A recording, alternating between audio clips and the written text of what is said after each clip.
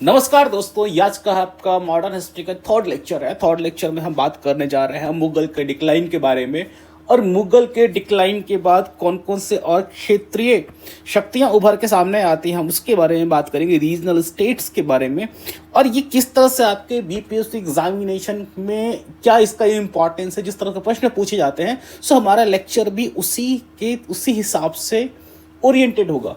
सो सबसे पहले जो एज इट इज़ सबसे पहले हम क्या करते हैं, हम क्वेश्चंस का एनालिसिस करते हैं कि किस तरह के प्रश्न आपके पूछे गए हैं विगत वर्षों में। तो जो सबसे पहला प्रश्न आपसे पूछा गया जो तरीका है वो basically battle based treaty based पूछा गया।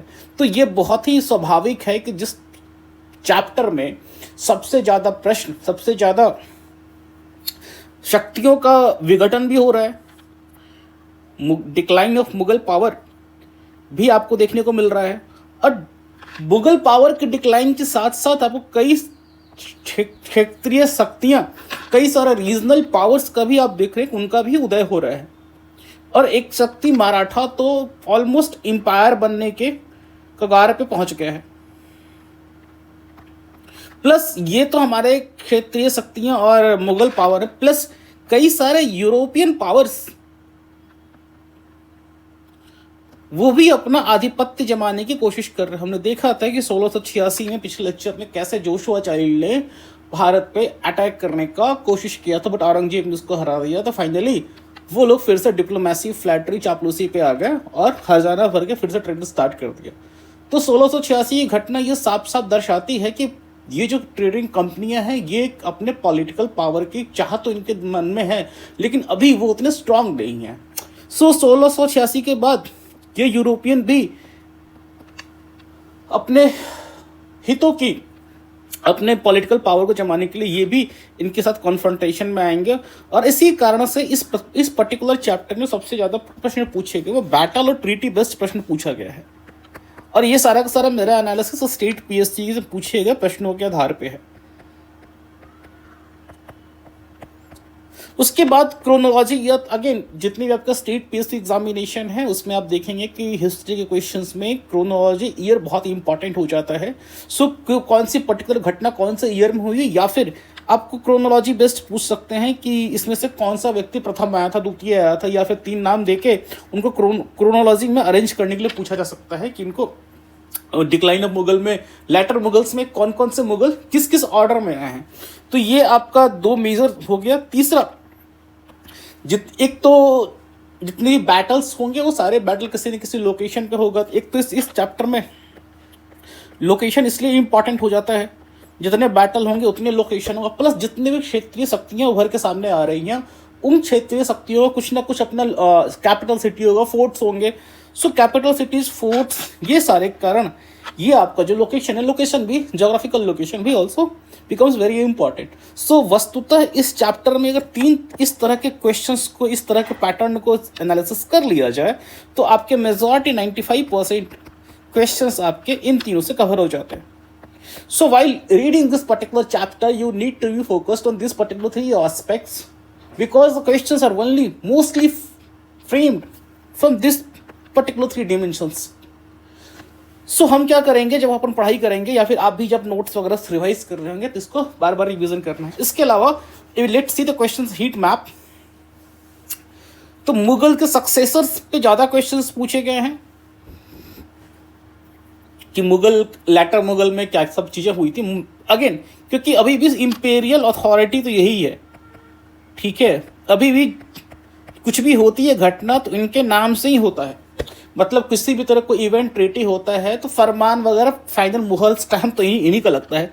सो इम्पेरियल अथॉरिटी यही है, तो डेफिनेटली क्वेश्चंस में सबसे पहला रोल तो इनका आएगा ही आएगा। उसके बाद जो सबसे बड़ी शक्ति बन के ऊपर उभरी थी that was Marathas.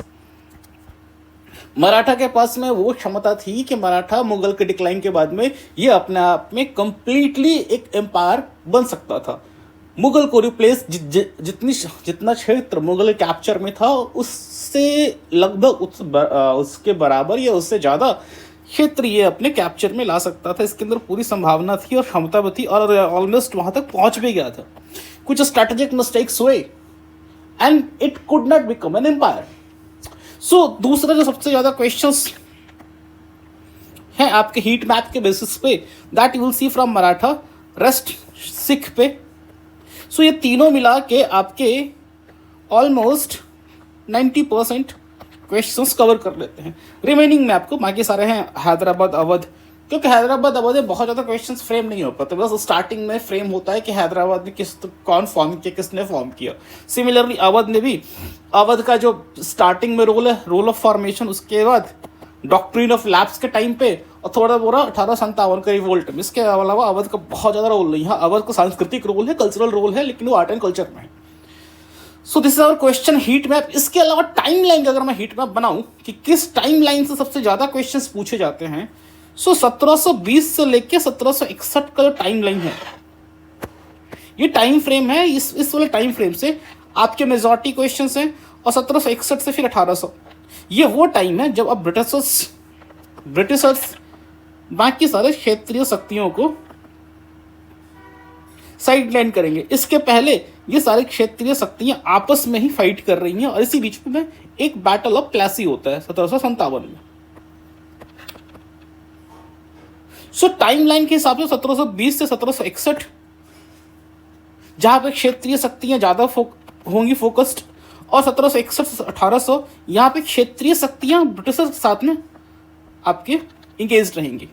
So this is your time line heat map, जहां पे मेजॉरिटी ऑफ क्वेश्चन 1720 से 1761 के बीच में है, और 1761 से लेकर 1718 के बीच में ब्रिटिशर वाला एंगल है। So this is what we have done the thorough analysis. Now let's start our chapter. किस चैप्टर को की शुरुआत 1707 से होती है, जब Aurangzeb died. I think he died on 20th February. He died on 20th February 1707। और भारतीय इतिहासकारों का मानना है कि भारत का मॉडर्न इंडिया का टाइम इसी टाइम से शुरू होता है, क्योंकि औरंगजेब के डिक्लाइन के बाद, औरंगजेब के डेथ के बाद आपका मुगल अथॉरिटी स्टार्टेड डिक्लाइनिंग, क्योंकि इसके बाद कोई भी स्ट्रांग रूलर नहीं आ पाया। सो वस्तुतः इस टाइम फ्रेम में जब when Mughal started declining after death of Aurangzeb, so हमें क्या देखने को मिलता है, हमें एक ऐसी राजनीतिक स्थिति देखने को मिलती है जिसमें मुगल शक्ति का दिन ब दिन विघटन होता जा रहा है, गिरती जा रही है, और कई तरह की क्षेत्रीय शक्तियाँ का उद्भव देखने को मिलता है। उद्भव देखने को मिलता है, और वो सिर्फ नाम मात्र के मुगल का वो है कि हम मुगल की सोवरेनिटी को एक्सेप्ट करते हैं, लेकिन प्रैक्टिकल लाइफ में उनको मुगल से कोई मतलब नहीं है। वो अपने आप में इंडिपेंडेंट पावर के रूप में चल रहे हैं, और इसमें से एक है विद्रोही शक्ति, जो मराठा का शुरू से ही मुगल के साथ में पंगा चल रहा है, शिवाजी के टाइम से ही। और वो इस टाइम फ्रेम में जब मुगल डिक्लाइन कर रहे हैं, तो वो सबसे बड़ी शक्ति बनकर उभरता है, एंड इसके पास पूर्ण ताकत है, इसके पास पूर्ण शक्ति है कि आपका एक फुल फ्लेज एम्पायर में कन्वर्ट हो सकता है। It can convert into full fledge empire. कुछ एक गलतियों के कारण, नहीं तो ऑलमोस्ट ये पहुंच गए थे। सो इस पर्टिकुलर टाइम में हम देखेंगे कि एक तरफ जहां पे इस मुगल का डिक्लाइन हो रहा है, वहीं पे कई तरह के क्षेत्रीय शक्तियों का उद्भव हो रहा है। सो मुगल के विघटन के समय में हमारे यहाँ पे सडनली ऐसा नहीं अनार्की आ गई, मतलब rule and law and order खत्म हो गया, कई क्षेत्रीय शक्तियां इमर्ज हुई। और ये क्षेत्रीय शक्तियां कुछ अच्छी बात क्या थी कि चूंकि मुगल के ही शासन काल से अलग होकर निकल रही हैं बाहर, सो इन्होंने मोर और लेस वही रेवेन्यू सिस्टम, वही एडमिनिस्ट्रेशन सिस्टम इन्होंने फॉलो किया है। मोर और लेस सिस्टम सबका वही है। और इसके साथ साथ यहाँ पे जो आपके यूरोपियन पावर्स हैं, वो भी इस पॉलिटिकल जो मुल्चवस में, वो भी ये जो राजनीतिक अस्थिरता बनी हुई है, इसमें वो भी यूरोपियन पावर्स भी सोच रहे हैं कि अगर हमें भी मौका मिल जाए तो we can also emerge as contender of power. और ये मौका इनको मिलता है, आपको देखने को मिलेगा जब एंग्लो फ्रेंच स्ट्रगल हम देखेंगे, उसमें हम देखेंगे कि इस क्षेत्रीय शक्तियों के आपस में भिड़ने के कारण अंग्रेजियों और फ्रांसीसियों को मौका मिल जाता है भारत की राजनीतिक अस्थिरता में रोटी सेकने का। और इसका सबसे बड़ा फायदा होता है ब्रिटिशर्स को इस बात का अंदाजा लग जाता है कि हम भारत में पॉलिटिकल पावर के रूप में स्टैब्लिश हो सकते हैं, क्योंकि भारत में वो उस तरह की राजनीतिक स्थिरता नहीं है जो मुगल के टाइम पे, जो औरंगजेब के टाइम पे थी। अपन मार खा गए थे उस टाइम पे। 1707 की घटना एक बहुत ही इंपॉर्टेंट घटना है। औरंगजेब डाइड, और औरंगजेब की इमीडिएट मरने के बाद ये उसका लीनिएज है, मतलब उसके सन है। The very first is Mohammad Azam Shah, Bahadur Shah and Kam Bakhsh. तो ही इज सबसे बड़ा बेटा ये है, और ये इमीडिएटली बोलता है कि मैं अपने आप को बनाऊंगा emperor, I will be emperor. ये अपने आप को एम्परर घोषित कर देता है। And he is waiting patiently. ये बहादुर शाह कहाँ पे रह रहा होता है? ये रह रहा था अपने आप काबुल में। फिर ये काबुल से लौट के आता है और इन दोनों के बीच में होता है बैटल। और चूंकि क्यों डिक्लाइन होता है औरंगजेब के मरने के बाद, इसका मेन कारण ये है, ये जो आपस में इसके बाद आपस में जो आपस में शक्ति के लिए, गद्दी में बैठने के लिए आपस में टकराहट के कारण जो नोबल्स हैं, जो मिनिस्टर्स हैं, जो अलग अलग एक्सटर्नल फैक्टर्स हैं, वो ज़्यादा हावी हो जाते हैं, और यहीं से शुरुआत होती है। सो बहादुर शाह आता है and there happens battle of Jajau. और इस बैटल जो है ना, बहादुर शाह डिफीट्स आजम शाह। आजम शाह बेसिकली इसी का नाम है, मोहम्मद आजम शाह। सो मोहम्मद आजम शाह को डिफीट करने के बाद he became the next emperor. He becomes the Bahadur Shah, become the next emperor, and he is 65 years old. क्योंकि औरंगजेब खुद ही मुझे लगता है कि 88-89 years old में ही डाइड, और तब तक वो एम्परर ही था। तो बेटे लोगों का मौका मिला नहीं, तो 65 years ये प्रिंस है, 65 years old, और वेट कर रहा है कब औरंगजेब टपकेगा, मतलब when he will die. When he died, so he become the next emperor. मारपीट किया and he become the next emperor. और इसके मरने के बाद इसने औरंगजेब की गलतियों को सुधारना शुरू किया, क्योंकि औरंगजेब ने अपने टाइम पे कई तरह की ऐसी गलतियां की थी जो बहुत ज़्यादा पॉलिटिकल फेल्योर था, एज वेल एज एडमिनिस्ट्रेटिव और इकोनॉमिक रूप से भी कई तरह की उसने गलतियां की थी। That was a big failure. So Aurangzeb के टाइम में जितने भी क्षेत्रीय शक्तियां थी, सबों के साथ संबंध बहुत खराब थे, स्पेशली मराठा, क्योंकि अब तक मराठा का उद्भव हो चुका है। शिवाजी औरंगजेब के टाइम पे he was very very active. उसके बाद मराठा जो राजपूताना किंगडम्स हैं उनका भी उद्भव है, तो पहले से ही है। उसके बाद जाट किंगडम्स। सो बहादुर शाह आने के साथ ही सबसे पहले प्रयास करता है कि जितने भी mistakes has been done by Aurangzeb उसको हमें पहले शांत किया, तभी जाके मैं अपने एम्पायर को इस्टेब्लिश कर सकता हूँ, मैं अपने एम्पायर में शांति और स्थिरता को मेंटेन कर सकता हूँ। और इस क्रम में जो सबसे पहली घटना होती है वो घटना ये होती है कि 1707 में immediately after death of Aurangzeb, Maratha का जो रूलर है शाहू,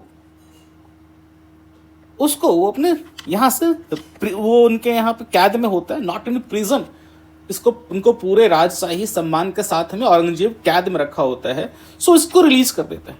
अब नाउ सबसे बड़ी समस्या आप लोगों के साथ में ये हो रही होगी, सर आउट ऑफ बॉक्स से शाहू कहाँ से आ गया, हमें समझ में नहीं आ पा रहा है। So that to need we need to understand the entire actually story की, ये मराठा और मुगल का कॉन्फ्लिक्ट कैसे चला, और शाहू कैसे औरंगजेब के कैद में पहुंचा। और ये Shahu is going to play very important role. अभी आगे चल के जो मराठा का एम्पायर एक्सपैंड होगा वो शाहू के ही कॉन्ट्रीब्यूशन से होगा। सो हमें इस कहानी को समझने के लिए we need to go back, we need to understand कि how this Shahu and Aurangzeb का असली इशू क्या था। दोस्त बेसिकली शिवाजी महाराज हैं, एंड शिवाजी महाराज ने 1680 तक ही वॉज द रूलर, और इन्होंने मराठा किंगडम को स्टैब्लिश किया। और यह शुरू से ही इनके और औरंगजेब के बीच में 36 का आंकड़ा था।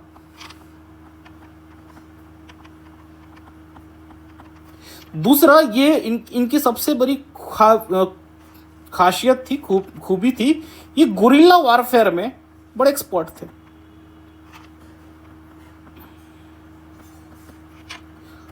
He was very brave person, ये तो मुझे बोलने की जरूरत नहीं है, गुरिल्ला वारफेयर में ही वॉज एक्सपर्ट। सो 1680 तक व्हेन ही वॉज रूलिंग, सो इन्होंने क्या किया था कि अपने रूल के टाइम पे एक बहुत स्ट्रांग साम्राज्य की उन्होंने नींव डाल दी थी। और इनके साम्राज्य में कुछ कुछ खास बातें थी इनके साम्राज्य की, कि सबसे पहली इंपॉर्टेंट पॉइंट इनके साम्राज्य में देखेंगे, इन्होंने एक नेटवर्क बनाया था फोर्ट्स का। मतलब अलग अलग स्ट्रैटेजिक लोकेशन पे इनके कई सारे किले हैं और इनका साम्राज्य किलों का एक बहुत ही स्ट्रांग नेटवर्क है।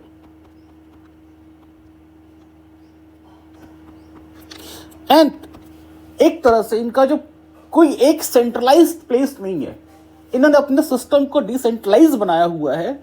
तो जिस तरह से मुगल में औरंगजेब के डेथ के बाद आपको इमीडिएटली दिखेगा डिक्लाइन देखने को मिल रहा है, यहाँ पे आपको शिवाजी के डेथ के बावजूद, संभाजी के डेथ के बावजूद आपकी ये डॉर्मेंट हो जाती है।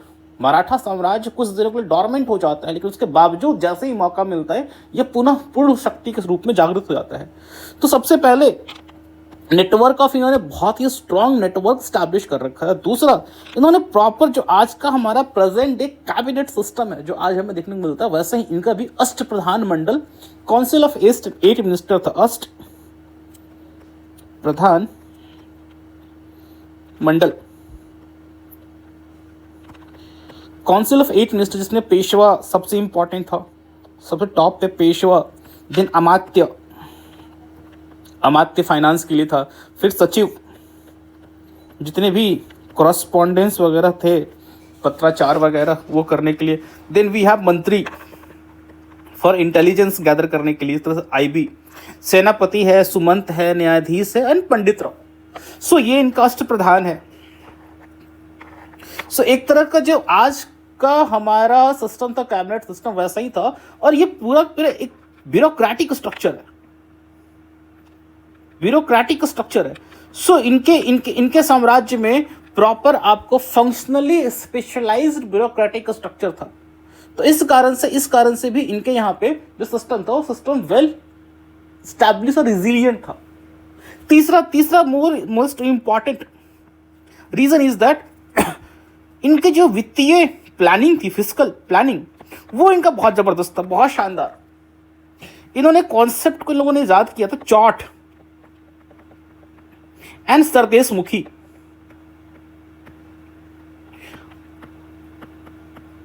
चौट वो ऐसा कॉन्सेप्ट है, इमेजिन करो कि तुम्हें युद्ध नहीं फाइट करना है, बिना युद्ध को फाइट किए हुए तुम्हें दूसरे नए टेरिटरी से तुम्हें पैसा मिल रहा है। तो तुम्हारा कोई अपने आप में एक्सपेंसेस नहीं हुआ, तुम्हारे जान माल की हानि नहीं हुई, और तुम्हें नई टेरिटरी से पैसा ही मिल रहा है। सो चौट के अंतर्गत ये लोग क्या करते थे कि जितने भी नए एरियाज हैं, स्पेशली मुगल के या फिर अलग अलग किंगडम्स के, तो इनको बोलते थे कि हम तुम्हारे एरिया को प्रोटेक्शन दे रहे हैं, हम तुम्हारे एरिया को प्रोटेक्शन दे रहे हैं। और वो प्रोटेक्शन किससे दे रहे हैं? प्रोटेक्शन हम खुद से ही दे रहे हैं, मतलब तुमको हम प्रोटेक्शन हम खुद से दे रहे हैं, ठीक है।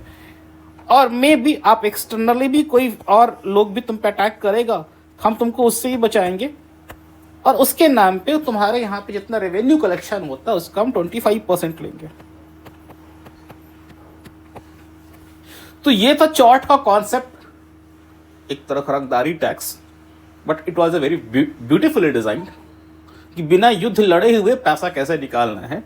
ये शिवाजी का बहुत ही इनोवेटिव डिजाइन था। इसके अलावा सरदेशमुखी एक तरह का कॉन्सेप्ट है कि मैं, अगर तुम मेरी संप्रभुता, तुम मेरे को उस पर सोवरेन मानते हो, कोई ऐसा टेरिटरी है, अपनी टेरिटरी हो जाए चाहे बाहर की हो जाए, एंड वो आपको मान रहा है कि आप सबसे हमारे संप्रभु हैं, आपसे ऊपर कोई नहीं, हम आपकी ही आपको ही अपना हम महाराज मान रहे हैं, आधिपत्य आपका मान रहे हैं, तो वैसे आपको 10% एक्स्ट्रा टैक्स पे कर रहा होगा। तो सरदेशमुखी बेसिकली सरदेशमुख से बना, सरदेशमुख मतलब सबसे सर्वोपरि आप है। तो 10% यहाँ से एक्स्ट्रा आ रहा है। तो इनको जो रेवेन्यू सिस्टम है, that revenue system is very very fabulous. इन्होंने एक ऐसा मॉडल डिजाइन किया हुआ है कि बिना युद्ध फाइट किए हुए भी अगल बगल के टेरिटरी से आपका पैसे का इनफ्लो आ रहा है, पैसा आपको आ रहा है।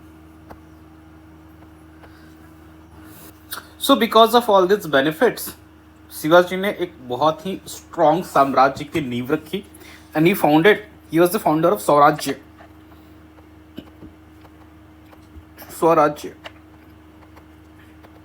सो व्हेन ही डाइड, सो 1680 में ही डाइड और 1707 में साहू जी वॉज रिलीज। सो इस 27 सालों में क्या हुआ कि 27 साल में इनका जो बेटा है, इनके दो बेटे हैं, एक सांबाजी और एक राजा राम।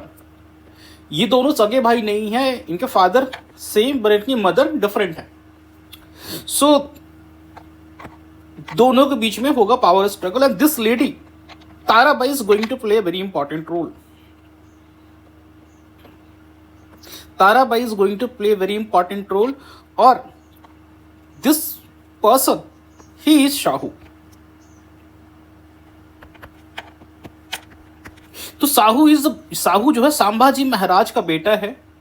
सो एक बार हम फिर से इनका लीनियज समझ लें। छत्रपति शिवाजी के दो बेटे संभाजी और राजा राम, दोनों सगे भाई नहीं हैं, और इनका बेटा है शाहू। तो संभाजी का बेटा शाहू, और 1680 से लेकर 1689 तक, 1681 से लेकर 1689 तक Sambhaji become the next Chhatrapati.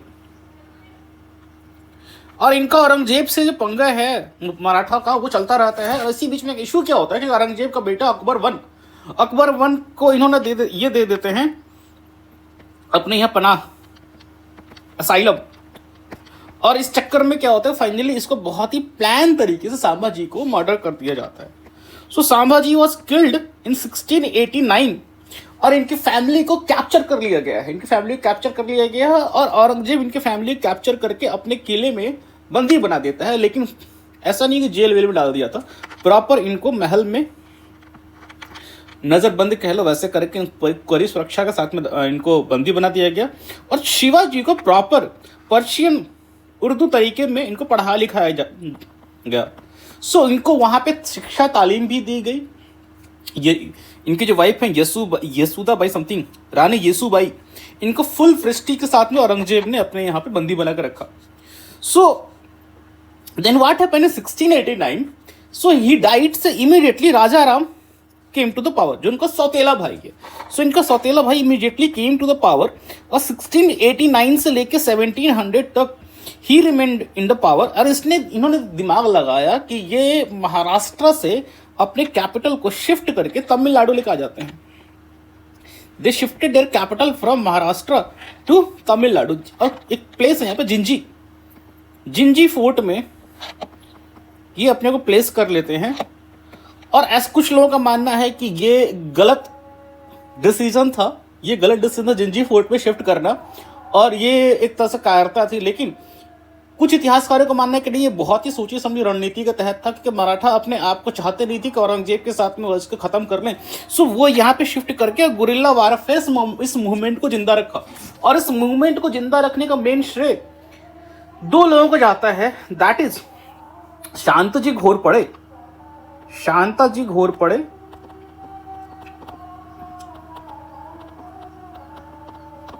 Plus Dhanaji Jadhav.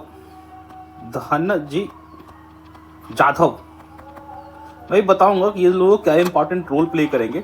So 1689 to 1700 जो मराठा का पूरा centre of location that shifted to Tamil Nadu Gingee fort में, और 1700 में ही डाइड। और जब ये मरते हैं, इनका छोटा सा बेटा होता शिवाजी वन। सो बेसिकली अब देखो, अगर हम इस लीनियज को फिर से समझने का प्रयास करें, सो इस साइड से छत्रपति शिवाजी का है शाहू पोता, इधर इस साइड से शिवाजी वन।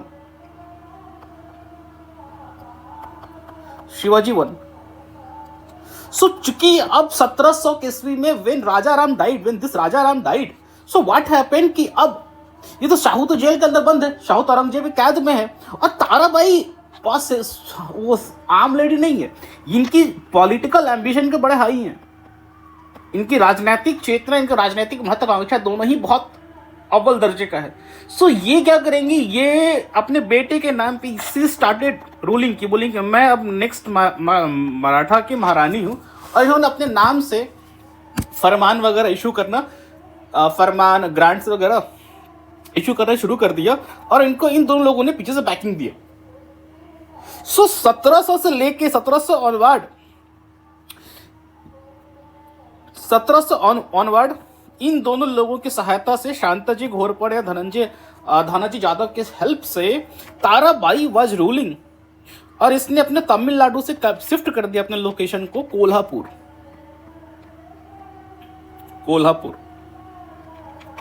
और ये कह रही है कि शिवाजी, छत्रपति शिवाजी का असली जो वारिश है वो मेरा बेटा है शिवाजी 1। सो यहां तक के कहानी आप लोगों को समझ में आ गई। और शिवा जो आपका शाहू है, शाहू औरंगजेब के यहाँ बंद है। सो वेन सीज ताराबाई, ठीक है, ये इनका बेटा शिवाजी 1।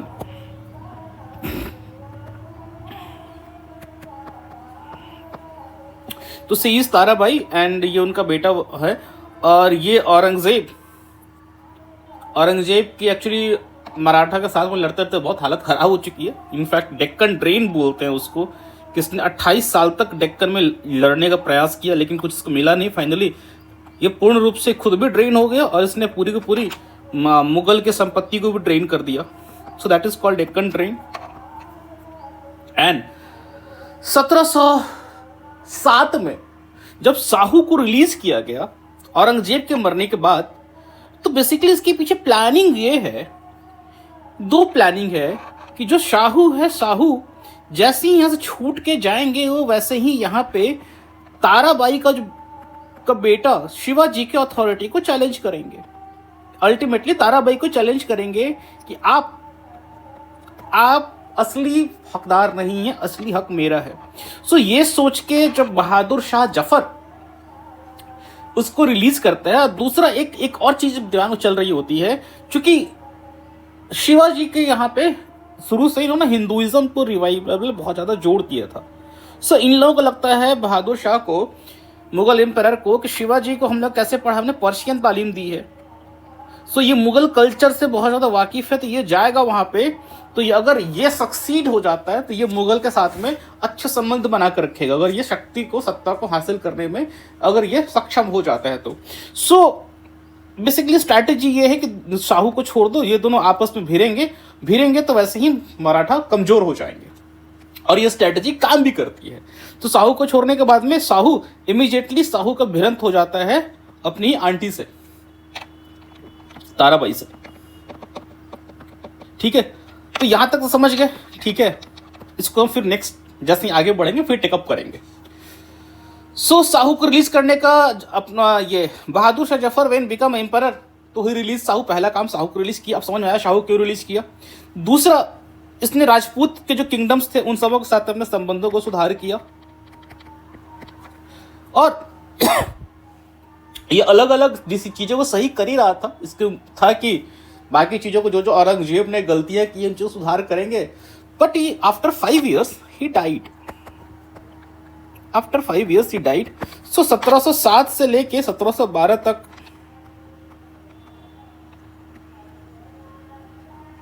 बहादुर शाह रिमेन द एम्परर। इसने बहुत सिख को छोड़ के इसने सबों के साथ संबंध सुधारने की कोशिश की, और समय रहता तो ये कर भी लेता, लेकिन वो समय नहीं मिला। आफ्टर 5 years ही डाइड, और इसके मरने के बाद फिर से वही जो प्रॉब्लम थी जो औरंगजेब की बात हुई थी, फिर से प्रॉब्लम शुरू हो जाती।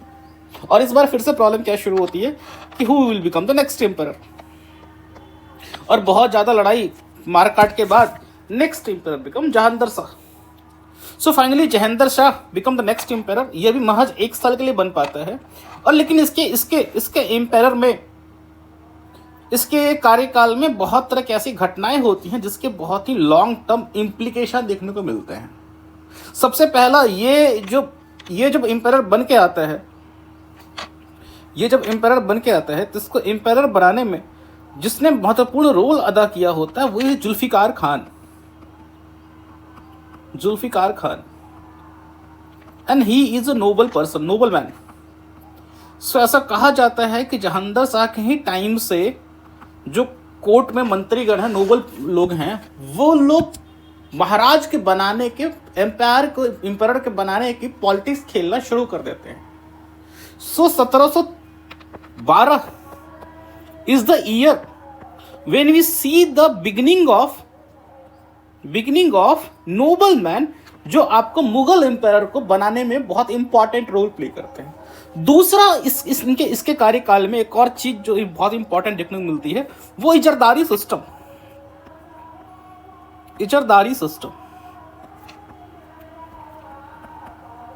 सो बेसिकली इजरदारी सिस्टम है क्या?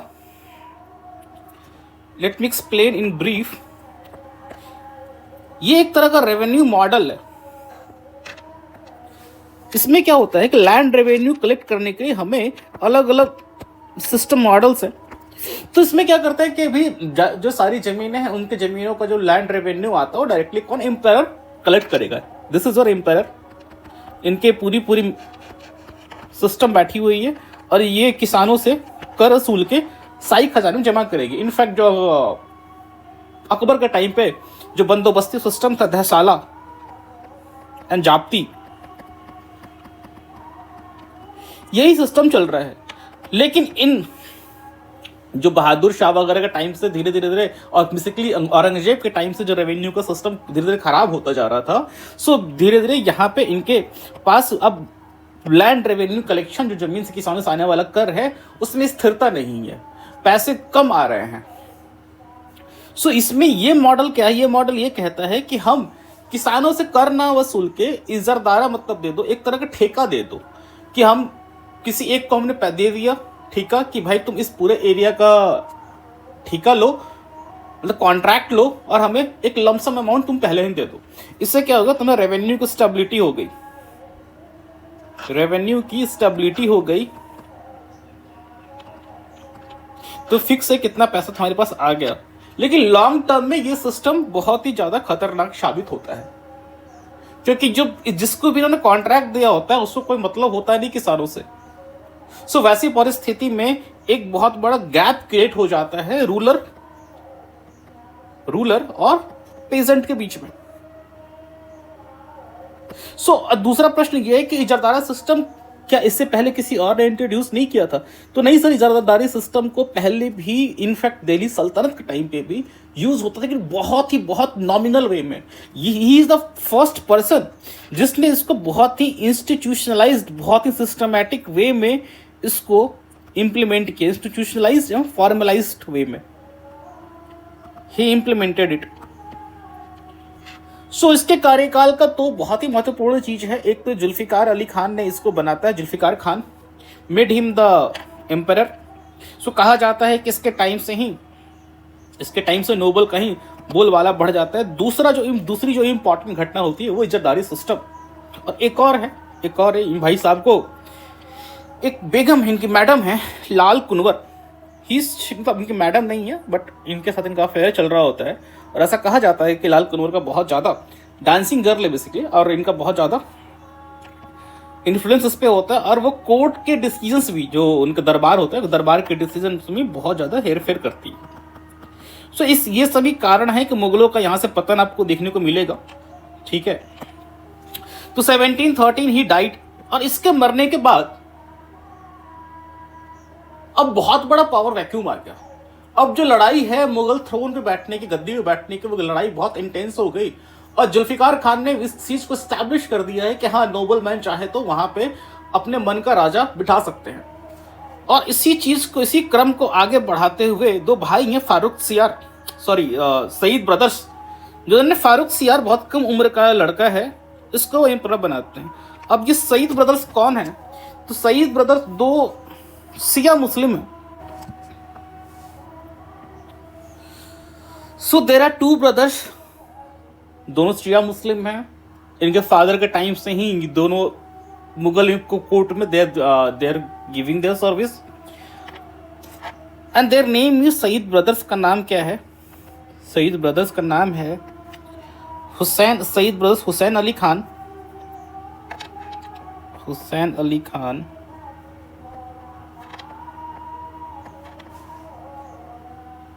एंड अब्दुल्ला खान।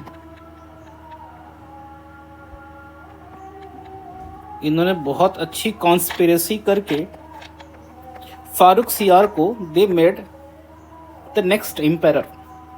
अब्दुल्ला खान खुद बन गया वजीर,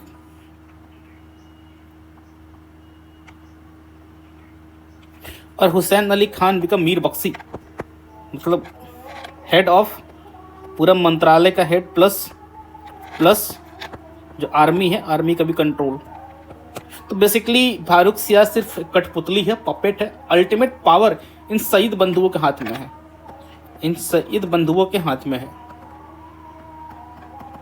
और सईद बंधुओं के इस कार्यकाल में कई सारी महत्वपूर्ण घटनाएं होती हैं। पहला तो फारूक सियार उन दोनों को पसंद नहीं करता है, लेकिन ये विवश है इन लोगों के साथ में चलने के लिए। जब भी मौका मिलता है सोचता है किसी भी तरह से ना इन दोनों भाइयों से छुटकारा ले लें। दूसरी घटना क्या हो रही होती है कि सईद जो हैं, ये सईद मुस्लिम, शिया मुस्लिम, इनको जो पर्शियन और टर्किश मुस्लिम है, सुन्नी मुस्लिम, ये जो टर्किश है तुर्रानी, ये इनको पसंद नहीं करते। So Sunni Muslim are constantly planning कि कैसे भी कुछ करके ना इसको हटाओ यहाँ से। तो वो लोग भी लगे हुए हैं कि मौके के तलाश में वो भी हैं, लेकिन इन दोनों भाइयों ने मिलकर पूरा का पूरा पावर सेंटर अपने हाथों में ले रखा है। So Sayyid brothers become very important from this particular time, और इसके कार्यकाल में कई सारे घटनाएं होती हैं। सो जैसा कि मैंने बताया, अब्दुल्ला खान बिकम वजीर एंड हुसैन अली खान बिकम मीर बख्शी, ठीक है। और ये तुम्हारा मुगल एम्पायर है, कहने के लिए मुगल एम्पायर है, बट बेसिकली ही इज कठपुतली, puppet. And this two are main rulers. और इन दोनों का ही पंगा चल रहा है, जिनके साथ में जो सुन्नी मुस्लिम्स हैं उनके साथ में। सो इस कार्यकाल में बहुत सारी ऐसी घटनाएं होती हैं जिसका लॉन्ग टर्म इम्पैक्ट होता है। और उसी घटना में से एक इंपॉर्टेंट घटना होती है कि 1719 में मराठा के साथ में एक बहुत ही इंपॉर्टेंट ट्रीटी होती है मुगल की। और उस इंपॉर्टेंट ट्रीटी को करवाने में दो लोगों का महत्वपूर्ण हाथ होता है, एक बालाजी विश्वनाथ और दूसरा इधर से सईद ब्रदर्स। और इस ट्रीटी का बहुत ही लॉन्ग टर्म इंपैक्ट ये पड़ता है कि अब मुगल एक तरह से मराठा के शक्ति को स्वीकार लेते हैं। डेक्कन में जो दक्षिणी डेक्कन जो है आपका दक्षिणी भारत, डेक्कन के एरिया में मुगल ने इनको अथॉरिटी दे देता है कि ठीक है, तुम्हारा जो चौथ और स्वदेश मुखी का कॉन्सेप्ट है उसको हम एक्सेप्ट करते हैं। मतलब इसका कहने का मतलब ये हुआ कि अल्टीमेटली आपको हम सोवरेन आधिपत्य, आपकी श्रेष्ठता हम इस क्षेत्र में स्वीकार करते हैं, और साहू को अल्टीमेटली लीडर मान लेते हैं। सो अभी हमने 1707 में देखा था कि 1707 में शाहू को रिलीज किया गया, और शाहू को रिलीज करने के बाद ताराबाई के साथ में इनका पंगा शुरू हो जाता है। सो ताराबाई के साथ पंगा शुरू हो गया। ही इज शाहू और शाहू इज हैज पंगा विद ताराबाई अपनी आंटी के साथ में, ईयर 1707। और इनके साथ में जो लोग होते हैं, जो खास जो घोड़परे हैं, घोड़परे अभी इनके साथ काम कर रहा था, लेकिन ये शाहू के साथ में अपना एलिजियंस कह लो, वफादारी कह लो, स्विच कर लेता है। अब इनके पाले में चला आता है, और इनके पाले में आने के बाद धीरे धीरे Shahu become more stronger. Shahu ने अपनी सारी पोजीशन, आई थिंक 17 में ही एस्टैब्लिशेस अपना किंगडम। और जो घोड़पड़े के साथ में एक और बहुत ही आदमी है, बहुत ही हम्बल, मेहनती, ईमानदार, शांत दिमाग का, डिप्लोमेटिक स्टाइल उसका काम करने का, वो बालाजी विश्वनाथ। बालाजी विश्वनाथ फाइनली ताराबाई के साथ में 1714 में एक बैटल होता है, जिसमें बैटल ऑफ खेड़, जिसमें ताराबाई को शाहू जी की सेना हरा देती है। Shahu become undisputed king and Chhatrapati के टाइटल को अज्यूम कर लेते हैं। शिवाजी के टाइम से जो सबसे सुप्रीम लीडर होता है वो छत्रपति का टाइटल धारण करता है। तो 1714 में ताराबाई की सेना को हरा के finally Shahu become next Chhatrapati, यानी कि चौथा राजा राम के बाद। और चूंकि he is very very impressed, ये बहुत इम्प्रेस्ड है इसके कार्यकाल से, किसके किसके फंक्शनिंग से, बालाजी विश्वनाथ। सो बालाजी विश्वनाथ को इसने पेशवा बना दिया अपना। अष्टप्रधान कॉन्सेप्ट ने सबसे जो हाईएस्ट ब्यूरोक्रेटिक पोस्ट है, जो सबसे हाईएस्ट अफसर वाला पोस्ट, अधिकारी वाला पोस्ट है, वो पेशवा का पोस्ट है। तो उसने खुश होके बालाजी विश्वनाथ को बना दिया अपना पेशवा। और बालाजी विश्वनाथ को पेशवा बनाने के बाद ये बंदा बैठे बैठे पूरे मराठा किंगडम को एम्पायर में कन्वर्ट करता है बालाजी विश्वनाथ। क्योंकि इसके बाद से पेशवा के गद्दी पे जो बैठेंगे वो इसी के वंशज होंगे, और इस कुछ ही समय के बाद में पूरा का पूरा जो शासन का पूरा सेंटर पेशवा बन जाएंगे। ये अंतिम छत्रपति हैं। इनके बाद छत्रपति का पोस्ट ही खत्म हो जाए, क्योंकि जो छत्रपति शिवाजी के जो वंशज हैं उनके वंशज से पावर शिफ्ट हो जाएगा पेशवा के पास। तो जैसे जैसे मराठा में आगे बढ़ेंगे मैं आपको समझाऊंगा किस तरह से पावर शिफ्ट होता है। फॉर द टाइम बिंग अभी इस बात को समझो कि बालाजी विश्वनाथ इनके मंत्री हैं और बहुत ही तेज शातिर दिमाग के शांत आदमी है, बहुत ही वफादार। और ये बंदा चूंकि इनका एकमात्र उद्देश्य है कि शाहू की शक्ति को धीरे धीरे बढ़ाना। सो चूंकि मराठा एम्पायर अब स्ट्रांग हो चुका है, 1714 में अपने आप को ताराबाई को साइड लाइन करने के बाद शाहू बिकम छत्रपति अब स्ट्रांग हो चुका है, और इधर मुगल अथॉरिटी डिक्लाइन कर रही है। तो ये इसी समय इसी चीज का फायदा उठाते हुए बालाजी विश्वनाथ ने सईद ब्रदर्स के ऊपर प्रेशर बनाया कि तुम हमारे साथ ट्रीटी करो, नहीं ट्रीटी करोगे हम अटैक कर देंगे। सो फाइनली ट्रीटी होती है और बालाजी विश्वनाथ से ट्रीटी करके इनको चौट और सरदेशमुखी का पावर दे देते हैं। कहाँ दे देते हैं? डेक्कन में, नीचे निचला भाग है। सो एक तरह से गौर करो, जैसे जैसे मुगल पावर डिक्लाइन कर रहा है वैसे वैसे मराठा का पावर राइज कर रहा है। एक तरफ जहां मराठा का विघटन हो रहा है, मुगल का विघटन हो रहा है, वहीं पे मराठा का शक्तियों का कंसोलिडेशन हो रहा है। एक ही टाइम पे दोनों चीजें घट रही हैं। सो एक जो हमारा स्टेट टूट के निकलेगा नया पावर, वो मराठा का राइज होना शुरू हो गया, और मुगल का डिक्लाइन कंटिन्यूसली चल रहा है, बिकॉज मुगल डिक्लाइन में ये लोग बहुत इंपॉर्टेंट रोल प्ले करने वाले हैं। सो मूविंग फर्दर, सो फारूक सयार के कार्यकाल में ये एक इंपॉर्टेंट घटना होती है। दूसरी जो इंपॉर्टेंट घटना होती है वो थी मुर्शीद कुली खान। मुर्शीद कुली खान बिकम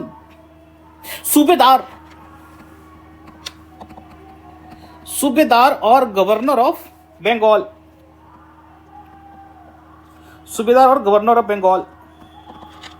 और इसके बाद से बंगाल अपने आप में एक इंडिपेंडेंट किंगडम हो जाता है।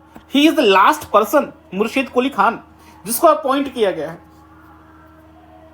मुर्शीद कुली खान को यही लास्ट पर्सन जिसको मुगल एम्परर ने अपॉइंट किया है। इसके बाद यहाँ पे कोई भी अपॉइंटमेंट मुगल एम्परर नहीं करता है, क्योंकि बंगाल अपने आप में खुद को इंडिपेंडेंट मान लेता है। सिर्फ नाम मात्र के लिए कहता है कि हम मुगल की अथॉरिटी को स्वीकार करते हैं। सारे के सारे decisions, revenue collection, battle wars, everything is fought independently. और this person is very very sensitive. ये भी बहुत ईमानदार, प्रॉपर इसके पास गवर्नेंस करने का प्रॉपर एक्सपीरियंस है, खर्च बहुत सोच समझ करने वाला इंसान। किस तरह से किसानों को हेल्प किया जाए, कैसे रेवेन्यू मैक्सिमाइज किया जाए, वो सारी के सारी खूबियां मुर्शीद कुली खान के पास में। और उससे भी इंपॉर्टेंट, मतलब इसका बैकग्राउंड अगर मैं बताऊं तो basically Murshid Quli Khan originally he was a Brahmin. ये ब्राह्मण है फ्रॉम साउथ इंडिया, एंड इसका एक्चुअल नाम है Surya Narayan Mishra, and he was converted into Islamism. And ये 1701 में बंगाल का दीवान होता, दीवान मतलब रेवेन्यू को जो पार्ट देखते, दीवान। और उस टाइम पे अजीमुन शाह, औरंगजेब का पोता अजीमुन शाह, वहां गवर्नर होता है।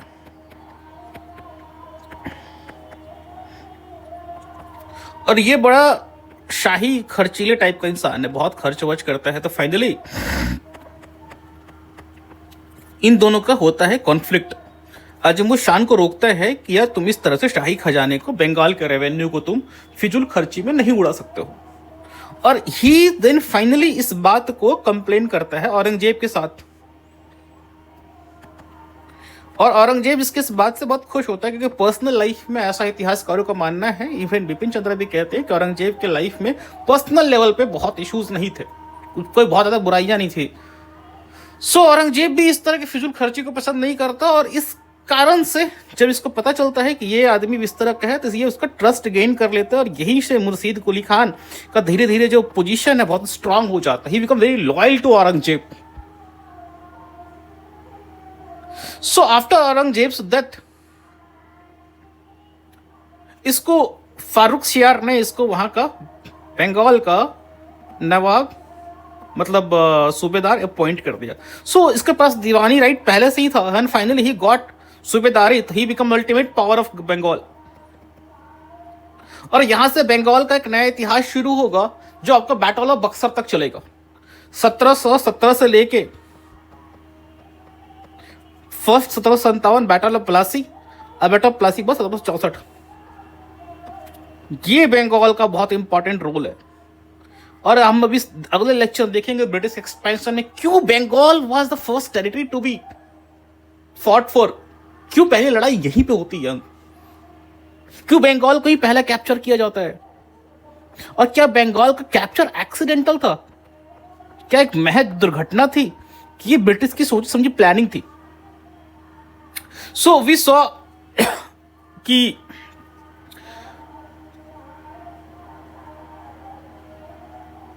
We just immediately saw here कि Bengal got to the power.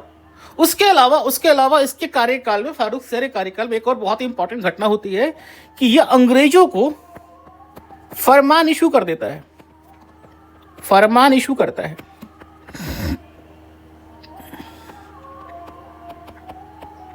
और ये फरमान आगे जाके battle of Plassey and battle of Buxar, basically battle of Buxar का बहुत बहुत इंपॉर्टेंट कारण बनेगा। बैटल ऑफ बक्सर का बहुत ही इंपॉर्टेंट कारण बनेगा ये फरमान। इसलिए आपको फरमान बहुत ही अच्छे से याद करना है। मैं समझा रहा हूं इसका बैकग्राउंड, मैं समझा रहा हूं इसका आगे हिस्टोरिक कनेक्शन, बट आपको याद करना है। सो बेसिकली ये फरमान, इनकी ईस्ट इंडिया कंपनी फरमान चाहती है कि इसके पीछे कारण ये है कि ये अब अपने ट्रेड कंसेशन को बढ़ाना चाहती है। ये चाहती है कि हमें अनडिस्प्यूटेबली, हमें किसी भी तरह का हमारे ट्रेड पे रोक टोक ना हो। इसके अलावा इंटरनल ट्रेड में भी ये कई तरह के प्रिविलेजेस लेना चाहती है। तो इस कारण से ये बार बार फारूक शियार के पास अप्रोच कर रही होती है कि हमको आपसे फरमान चाहिए, बट फारूक शियार चूंकि उस समय ये खुद सईद ब्रदर से कंट्रोल में है, तो ये फरमान दे नहीं पाता है। सो लेकिन एक ऐसी बड़ी इंटरेस्टिंग घटना होती है कि कई बार फरमान का रिक्वेस्ट करने के बाद भी इन लोगों को रॉयल ऑर्डर नहीं मिलता, फरमान नहीं मिलता है। इसी बीच में एक सुरमन एम्बेसी है, सुरमन, जो सुरमन एम्बेसी सुरमन के नाम पे पड़ा, जॉन सुरमन।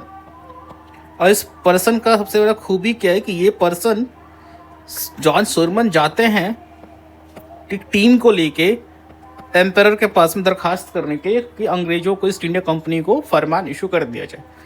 और उस समय फारूक शियार होता है बहुत बीमार। तो इनके टीम में एक इंसान होता है, डॉक्टर हैमिल्टन, एक जनरल फिजिशियन होता है, डॉक्टर हैमिल्टन। और डॉक्टर हैमिल्टन से ने फारूक शियार को ठीक कर देता है।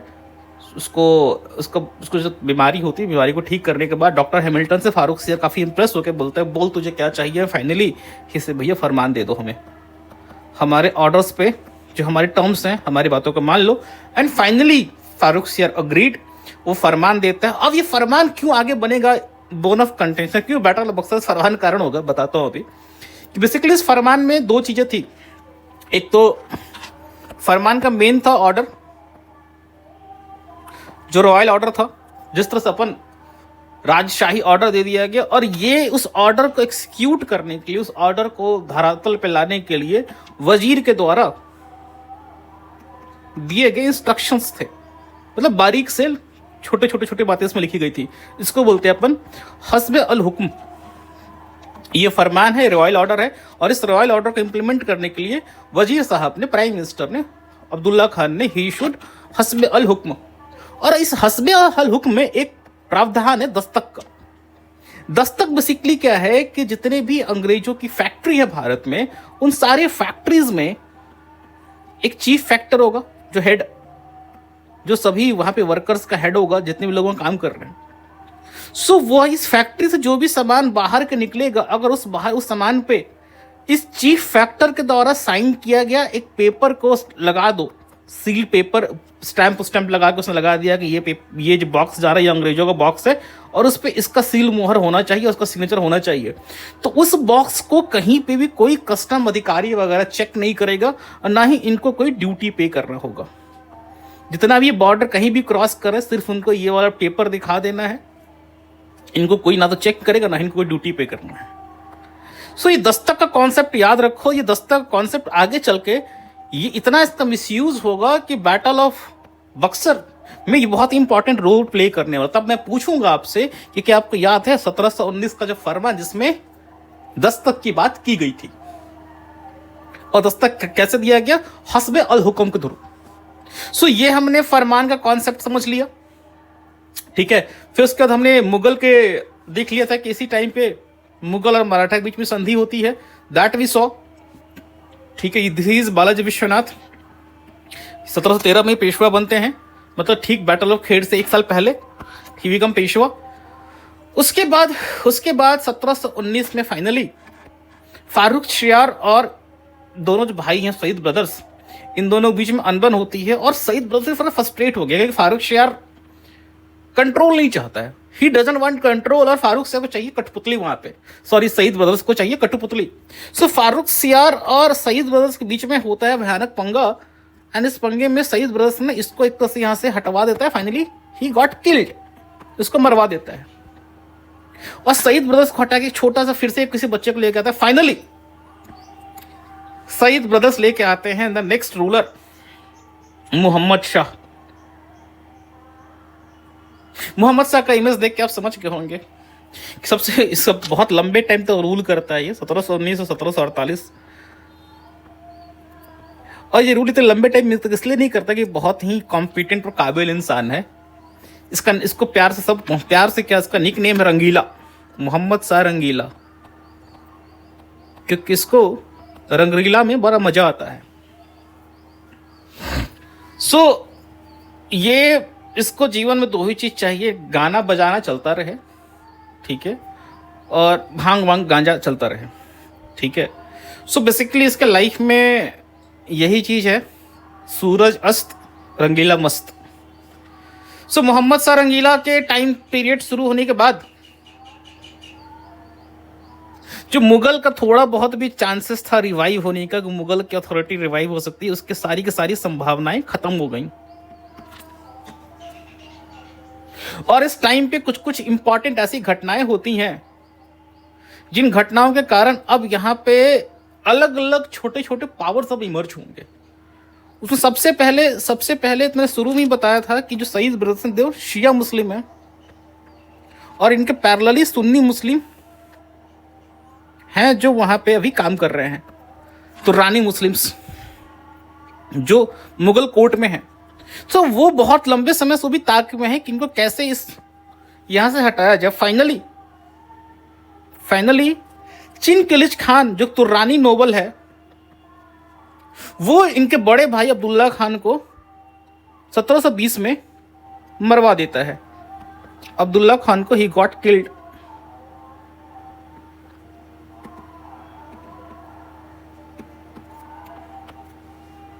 तो 1720 में सईद बबर का जो इन्फ्लुएंस है वो खत्म हो गया। अब ये बंदा काफी काबिल इंसान है, जिसके अंदर पॉलिटिकल क्षमता है कि फिर से मुगल के पावर को रिवाइव कर सके। सो ये again he is trying to revive Mughal power. तो 1720 के बाद Chin Qilich Khan is going to play very important, इसका नाम याद रखिएगा। जस्ट 2 मिनट वेट करो, बहुत बड़ा हम सस्पेंस अभी रिवील करेंगे चिंग्स खान है कौन, जाके जाके बहुत इंपॉर्टेंट रोल प्ले करने वाला है। इनफैक्ट वो आज़ादी के तक भारत को परेशान करता है। और उसके बाद 1722 में एक और दूसरा बंदा है सादत अली खान। सादत अली खान, इसको अवध का नवाब बना के भेजा जाता है, नवाब बना के अवध का। इसके पीछे कारण यह है कि जो सईद ब्रदर्स है, सईद ब्रदर्स के आदमी उसने भी अपना नेटवर्क बना रखा है, जितने भी मेन मुगल प्रोविंसेस वहां पर उसने आदमी को बिठा रखा है। सो उसके इन्फ्लुएंस से काउंटर करने के वो भाई दोनों तो डिस्पोज हो चुके हैं, एक महाराज को एक कैदी हो चुका है, लेकिन अभी भी उसका पोजिशन, अभी भी उसका जो शैडो है, उसको शैडो बना हुआ है। तो धीरे धीरे किलिच खान और बाकी जो नोबल्स हैं, वे प्लान के सादत खान को भेजा जाए अवध में एज ए रूलर, नवाब बना के। और बेसिकली यहां से 1722 से होगा क्या कि ये तो इसको बना के भेजा गया है मुगल की तरफ से नवाब अवध का, और ये अब धीरे धीरे इंडिपेंडेंटली काम करना शुरू कर देगा और यहां से अवध एक इंडिपेंडेंट किंगडम के रूप में इमर्ज होगा। Awadh become an almost independent, सिर्फ नाम मात्र के लिए बोलेगा कि हम मुगल को अपना ऊपर मानते हैं, लेकिन एवरीथिंग, सब कुछ, रेवेन्यू से लेके सारे डिसीजन ये अपने आप लेना शुरू कर देगा। सो 1722 में वी सॉ अवध एक इंडिपेंडेंट किंगडम के रूप में इसकी नींव पड़ गई। 1717 हमने क्या किसको देखा था? बंगाल में कौन गया था? मुर्शिद कुली खान। सो 1717 में बंगाल का हमने देख लिया। मराठा का हमने देख लिया कि 1714 के बाद मराठा अपने आप में स्टैब्लिश हो चुका है, शाहू अपने आप को छत्रपति घोषित कर चुका है पर battle of Kher. So 3 kingdom को तो हमने देख लिया।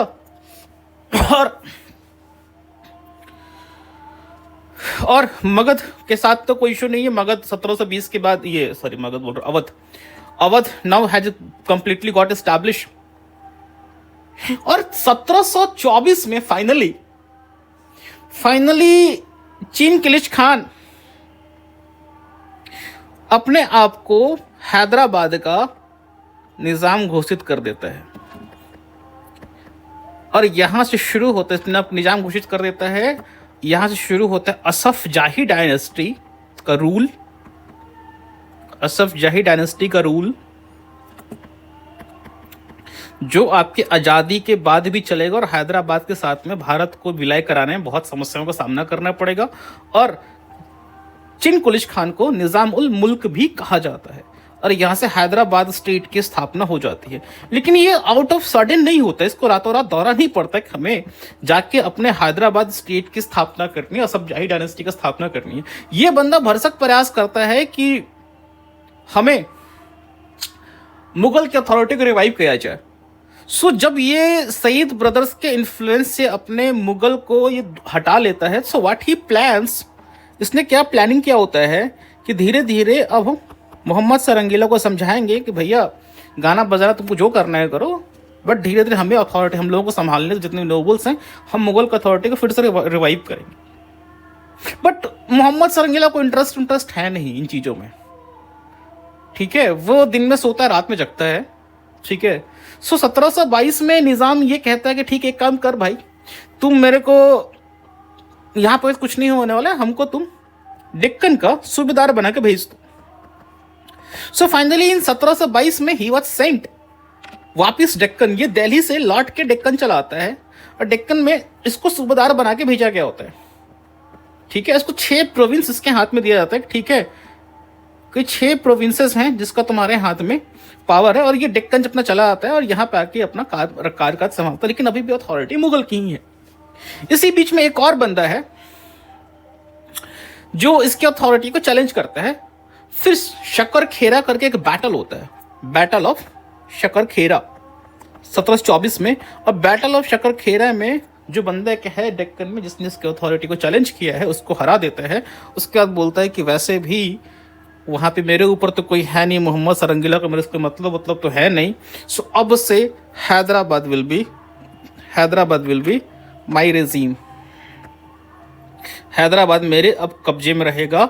और यहीं से शुरू हो जाता है अशरफ जाही डायनेस्टी, जिसकी स्थापना की होती है निज़ामुल मुल्क ने, जिसको निज़ामुल मुल्क का इसको टाइटल औरंगजेब नहीं दिया हुआ होता है, ठीक है, निज़ाम मुल्क डायनेस्टी स्टैब्लिश हो जाती है और इस तरह से आपका हैदराबाद भी 1724 में स्टैब्लिश हो जाता है। And this is the last great statesman Mughal के शासनकाल का, जिसके अंदर वो काबिलियत थी जो मुगल अथॉरिटी को रिवाइव कर सकता था, लेकिन मोहम्मद शाह रंगीला के कारणों से, उसके गैर जिम्मेदाराना हरकतों से ये फाइनली छोड़ छाड़ के अपना खुद का अकेला साम्राज्य स्टैब्लिश कर लेता है and finally he establish Hyderabad और निजामत। ठीक है, सो ऑल पावरफुल जितने भी नोबल मैन स्टेट्समैन हैं, they all left Mughal court. और जो बचा खुचा काम है, बचा खुचा काम क्या, ये इसी इंसान ने पूरा पूरा मुगल को ध्वस्त कर देता है। And the name is Nadir Shah. Nadir Shah Persian ruler है, पर्शियन मतलब प्रेजेंट डे ईरान, और ये दिल्ली पे अटैक करता है 1739 में। और मोहम्मद शाह रंगीला मस्त है, अगेन यू नो क्यों मस्त है वो। और दूसरा कोई इसको डिफेंस करने वाला है नहीं, और शुरू से ही जो हमारे भारत की जो उत्तर पश्चिमी सीमा है वो बहुत प्रोटेक्टेड नहीं है। जितने भी हमारे शुरू में भी अटैक आए हैं वो अटैक इसी जोन से हैं और आगे भी इधर से ही आएंगे। पर्शियन अटैक जो नादिर शाह करता है, ये यहां से final the death blow he give to the Mughal empire. But basically reason is that कि ये अटैक करता क्यों है, what is the his motive, Nadir Shah ये है कौन। बेसिकली नादिर शाह एक बहुत ही क्रूएल और बहुत ही ब्रिलियंट मिलिट्री मैन है, बट बहुत रूथलेस जनरल, बहुत ही क्रूएल। ये खुद वहां पे एक सफाविद डायनेस्टी है पर्शिया में, उसको हरा के वो वहां पे स्टैब्लिश करता है खुद को। He himself establish as empire of शारिद। ये खुद ऑफ शारिद डायनेस्टी से है, पर उससे ज्यादा इंपॉर्टेंट है कि सफाविद डायनेस्टी को हटा के वहां पे अपने खुद को एम्पायर स्टैब्लिश कर लेता है। एंड ये बहुत ही हम्बल, बहुत ही पुअर बैकग्राउंड से है, but because of his brilliancy and his dedication he become the empire. और एम्पायर बनने के बाद ये इसको पर्शिया में बहुत ज्यादा वेल्थ की जरूरत है, पैसे की जरूरत है, और इसको धीरे धीरे से बात का अंदाजा हो चुका है कि जो मोहम्मद शाह रंगीला के अंडर में भारत की स्थिति बहुत कमजोर हो चुकी है, मुगल एम्पायर बहुत कमजोर हो चुका है। एंड जो इंडिया के पास तो वेल्थ बहुत है, क्योंकि औरंगजेब के टाइम से हमारे यहाँ पर जो ट्रेड कॉमर्स में वी वेर कॉल्ड सोने की चिड़िया। हमारे पास वेल्थ तो बहुत है, और ये बात नादिर शाह को बहुत अच्छे से पता है। और नादिर शाह को ये भी पता है, ये बाई मिस्टेक यहाँ पे पर्शिया लिखा हुआ, दिस इज इनकरेक्ट। ठीक है, पर्शिया यहाँ पे ईरान, ठीक बलोचिस्तान के बगल में, उस साइड, बलोचिस्तान के पश्चिमी side. What he immediately did, he try to capture. वो इंडिया में आना चाहता है, यहाँ पे टेरिटरी कैप्चर नहीं कर रहा है, यहाँ से इसको जितना ज्यादा लूट पाट मचाएगा, पैसा लेके जाना वापस पर्शिया। और इसको पता है कि यहाँ पे हमारे पास यहाँ पे किसी तरह का रेसिस्टेंस में देखने को मिलेगा नहीं। फाइनली ये ही जो मैंने अभी जस्ट स्टोरी बताई आपको कि भारत आपका काफी कमजोर हो चुका है। अगेन दिस इज सिंबॉलिक, उस समय हमारा पाकिस्तान मिल के this was the complete India, और इसके ठीक इधर ईरान है, पर्शिया।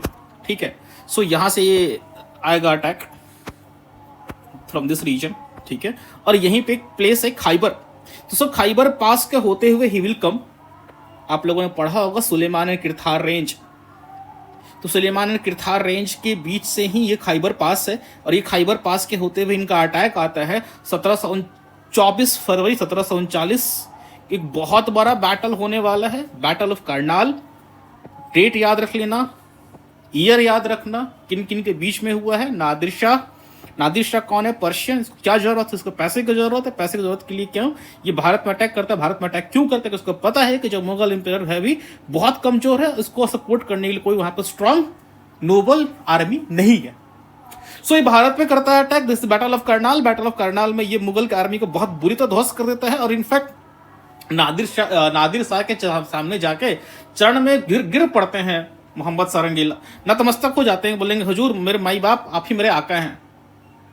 ये एक सिंबॉलिकली लिखा गया कि पिकॉक, क्योंकि पिकॉक थ्रोन में बैठता है ना, पीकॉक बोज बिफोर फाल्कन।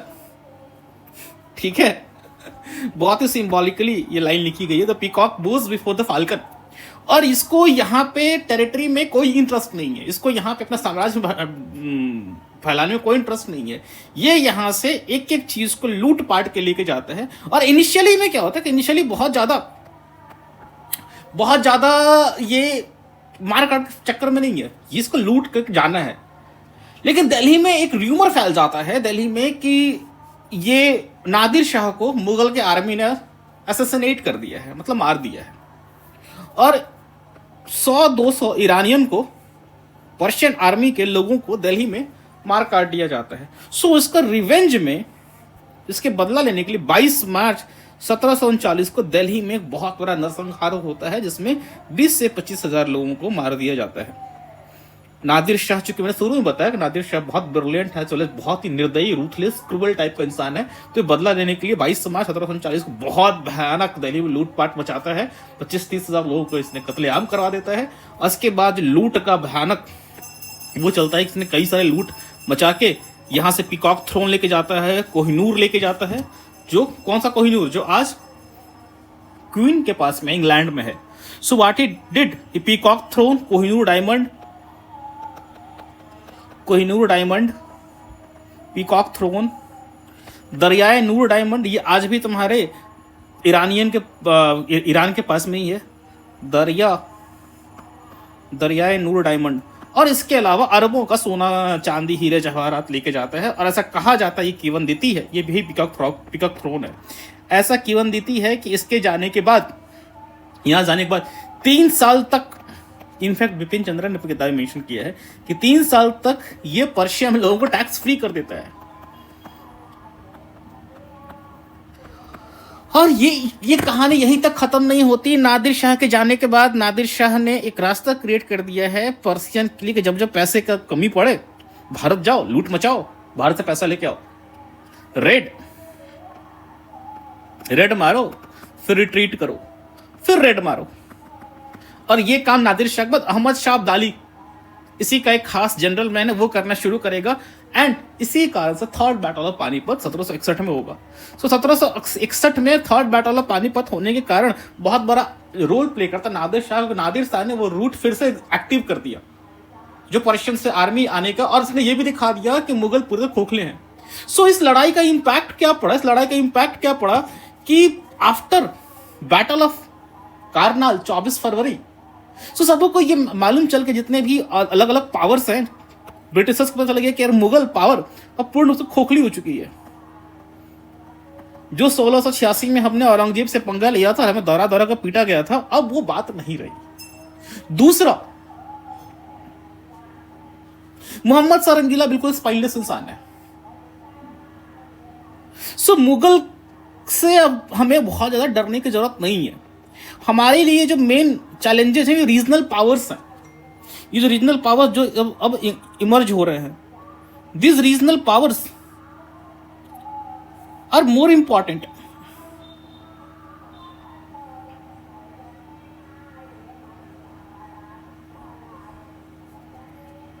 ठीक है, this regional powers are more important.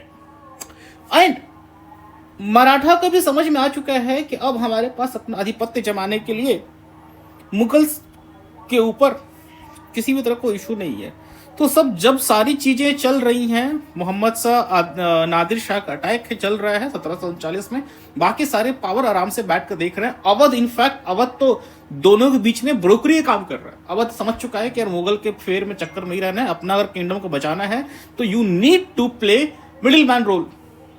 So Awadh middle man का रोल प्ले कर रहा है। बंगाल भी न्यूट्रल लोगों को देख रहा है। एंड मुगल की जो हालत हुई आप सबों ने देखी। सो 1739 के बैटल ऑफ कारनाल के बाद ब्रिटिशर्स को समझ में आ गया कि मुगल कमजोर हैं, Mughal are very very weak and Maratha को समझ में आ गया कि हम दिल्ली पे कब्जा कर सकते हैं। Maratha can replace Mughal from Delhi. And from here, यहां से जो मराठा की महत्वाकांक्षा है वो अब पूर्ण एम्पायर की तरफ बढ़नी शुरू हो चुकी है। सो 1707 में बालाजी विश्वनाथ बनते हैं पेशवा। 1714 में 1707 में साहू रिलीज है। 1713 में बालाजी विश्वनाथ पेशवा बन जाते हैं और 1714 में बैटल ऑफ खेड़ होता है। उसके बाद से लेकर 1720 तक Balaji Vishwanath played very important role. 1720 तक, 1720 में बालाजी विश्वनाथ की मौत हो जाती है और 1720 से लेकर 1740 तक सबसे ग्रेटेस्ट रूलर, सबसे greatest warrior of Peshwa Balaji Vishwanath का बेटा Bajirao become the next Peshwa. और ये ऐसा नहीं है कि सब अपने बाप के कारण बनता है, ये अपनी काबिलियत बनता है। इनफैक्ट बाजीराव मस्तानी मूवी जाकर देखेंगे दीपिका पादुकोण वाली, उस सब देखेंगे कि वो अपनी काबिलियत अपने प्रूव करता है कि मैं अगला पेशवा बनने लायक हूँ। शाहू बैठा हुआ है सिंहासन पे और जाके रणवीर सिंह अपने को प्रूव करता है कि I am the next Peshwa. So Bajirao he is a very fierce, बहुत ही काबिल इंसान है। जब 1739 में बैटल ऑफ करनाल नादिर शाह का अटैक चल रहा है तो मराठा अपने पीक पे है बाजीराव के अंडर में। ये हैदराबाद निजाम सबको परेशान किए पड़ा है। सो बाजीराव 1740 तक रूल करेगा, देन ही डाइड। और लेकिन इसके जाने के बाद इसका बेटा आएगा बालाजी बाजीराव। सो बालाजी बाजीराव के पास भी वो सारी काबिलियत है, ये भी अपने बाप की तरह ही बहादुर है। अब और बाजीराव ने इस पोस्ट को बना दिया हेरिडिटरी। सो बालाजी बाजीराव अब यहां के बाद से कोशिश करेगा इस 1739 के बैटल ऑफ करनाल के बाद से कि मैं फिर से पावरफुल किंगडम ग्रुप में मर्ज हूं। किंगडम नहीं, मुझे एम्पायर बनाना है। किंगडम तो उसके बाप दादा बना के जा चुके हैं। और शाहू सिर्फ अब एक सेरेमोनियल हेड है। सारा का सारा कंट्रोल पावर अब आ चुका है किनके पास? पेशवा के पास। और 1748 में शाहू विल डाई और अल्टीमेट सारा का सारा पावर से पेशवा ही डिसीजन सारा लेंगे। सो अल्टीमेटली इस पर्टिकुलर लेक्चर, आज के लेक्चर में हमने देखा, आज के लेक्चर हमने 3 चीजें देखी। आज के लेक्चर में 3 चीजें देखी कि कैसे मुगल का डिक्लाइन हुआ और कैसे इसका बैंड बजा दिया नादिर शाह ने 1739 24 फरवरी बैटल ऑफ करनाल। उसके बाद हमने देखा 1717 में कैसे बंगाल मुर्शीद कुली खान के अंडर में एक इंडिपेंडेंट ऑटोनोमस रीजन बन के उभरेगा। 1722 सादत अली खान को भेजा जाता है कहां पे? अवध। आप वहां गवर्नर बन के वहां पे सईद ब्रदर्स के खिलाफ, सईद ब्रदर्स जो लोग हम लोग खिलाफ उनको हटाइए और वहां पे अपना आधिपत्य स्टैब्लिश कीजिए। ये पूर्ण रूप से अवध को हथिया ही लेता है, कब्जा ही कर लेता है। और फाइनली निजामुल मुल्क किलिस्ट खान, सो ही एस्टैब्लिश्ड असफ जाही डायनेस्टी 1724। असफ जाही डायनेस्टी 1724, इसका टाइटल निजामुल मुल्क, और ये एस्टैब्लिश करता है Hyderabad state. This fourth we saw, finally we saw पूरा इंटायर स्टोरी ऑफ मराठा कि कैसे मराठा शिवाजी के टाइम से शुरू होता है। 1707 में क्यों साहू को रिलीज किया जाता है, 1714 में कैसे साहू छत्रपति बनते हैं, फिर फाइनली कैसे Peshwa become very important role. 1713 में Balaji Vishwanath become the first Peshwa under Shahu. और उसके बाद कैसे इनका बेटा बाजीराव अपनी काबिलियत दम पे दूसरा पेशवा बनता है 1720 में। लेकिन 1720 के बाद से जो पेशवा का पोजीशन होता है वो वंशानुगत हो जाता है, ये हेरिडिटरी हो जाता है। सो ये हमने मेन पावर्स देख लिए। 1-2 और पावर बचे हुए हैं। मैसूर के बारे में, मैसूर जहां पे तुम्हारा टीपू सुल्तान होगा। इसके अलावा कुछ राजपुताना और जाट किंगडम्स हैं।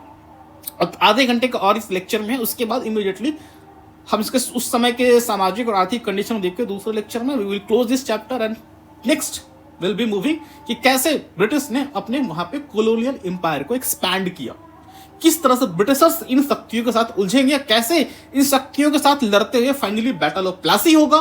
बैटल ऑफ प्लासी होने के बाद इमीडिएटली बैटल ऑफ बक्सर होगा और बैटल ऑफ बक्सर से एक कंप्लीट पॉलिटिकल पावर के रूप में, एक कंप्लीट राजनीतिक शक्ति के रूप में ब्रिटिशर्स अपने आप को स्टैब्लिश कर लेंगे। So thank you for the lecture. अच्छा लगे प्लीज शेयर इट और इमीडिएटली हमारे ऐप में जाएं, टेस्ट को दें और टेलीग्राम ग्रुप से हमारे व्हाट्सएप ग्रुप में जाके इस क्लास का माइंड मैप PDF नोट्स ले लें, तो आपके क्विक रिवीजन के लिए आपके लिए बेनिफिशियल रहेगा। Thank you.